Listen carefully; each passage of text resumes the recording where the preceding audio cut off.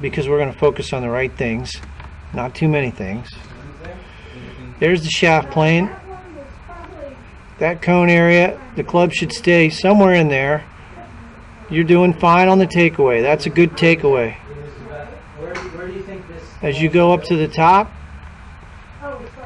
this is the angle you cock your wrists on. 58. Now you just rolled the club face. Now the toe of the club's pointed down. That's an open club face.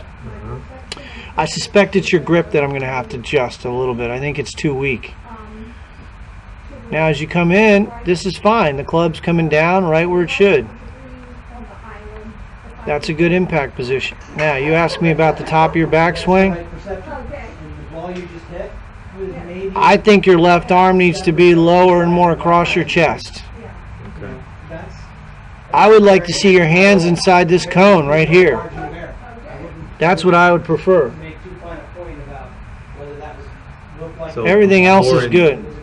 Just a little. This is not much different than the way you've got it. Just your left arm's going to swing a little more around you. You have to think of more of an arm path that's circular. You're just a little too upright. That's more of the arms. But the takeaway shouldn't change. I don't want you to do anything in the takeaway differently.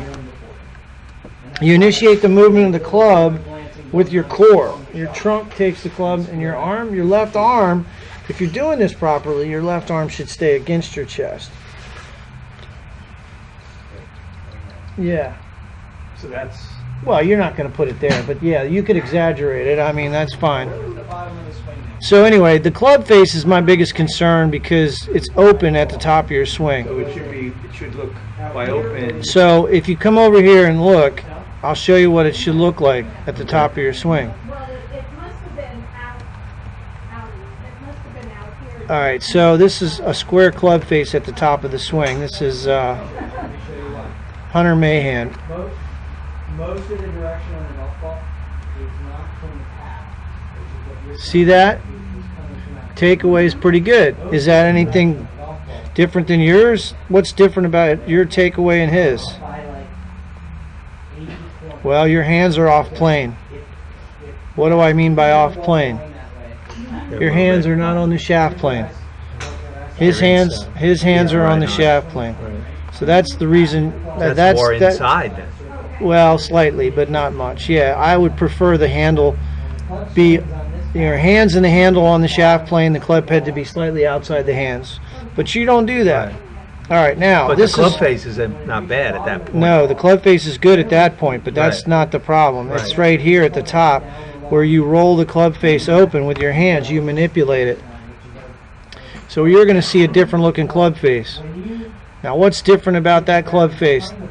Generally, you're tilting this half like this. What's different? It's at an angle, mine's right now. It's at an angle that's congruent to the plane angle of his left arm. Yours is not congruent to the plane angle of your left arm. It's close, but it's on the wrong angle.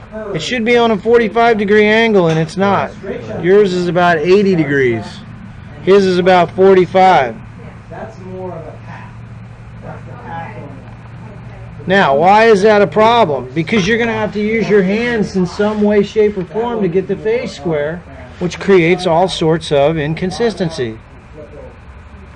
Now, in the downswing, is your club face square? No. The answer is no. Why? Because the face is not 90 degrees to the ground. It's wide open. Generally, you'll feel that in your hand. That's about a 130-degree angle.